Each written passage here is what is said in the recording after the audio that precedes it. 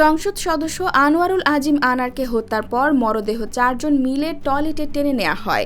সেখানে বসেই মরদেহ কেটে টুকরো করা হয়। পরে সেগুলো বিভিন্ন এলাকার খালের মধ্যে ফেলে দেওয়া হয়। কিছু মরদেহ ফ্ল্যাশ করা হয় টয়লেটে। ভারতের মুম্বাই থেকে গ্রেফতার বাংলাদেশি কসাই জিহাদকে নিয়ে সোমবার খুনের ঘটনাস্থল কলকাতার নিউ টাউনের সঞ্জীবা গার্ডেনের ওই ফ্ল্যাট এবং একটি বর্জ্য খাল পরিদর্শন করে ঢাকা মহানগর গোয়েন্দা পুলিশের একটি দল। এর আগে জিহাদকে দফায় দফায় জিজ্ঞাসাবাদ করেন কলকাতায় থাকা ডিবির সদস্যরা। তাকে জিজ্ঞাসাবাদের বরাতে এসব তথ্য জানিয়েছে ডিবির কর্মকর্তারা।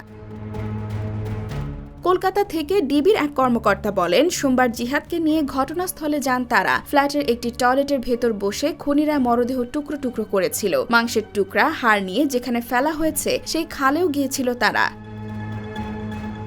তবে এখন পর্যন্ত নিহত এমপি আনারের মরদেহের কোনো অংশ উদ্ধারের তথ্য জানাতে পারেনি তদন্ত সংশ্লিষ্টরা। এদিকে জিহাদকে গ্রেফতারের পর পশ্চিমবঙ্গ সিআইডির বরাতে খবর এসেছিল খণ্ডিত মরদেহের কিছু অংশ কমোডে ফ্ল্যাশ করে সুয়ারেজের লাইনে মিশিয়ে দেওয়া হয়েছে। এ তথ্যের সত্যতা নিশ্চিত হওয়ার সাপেক্ষে সুয়ারেজ লাইন যেখানে গিয়ে মিশেছে সেই অংশেও উদ্ধার তৎপরতা চালানো হবে।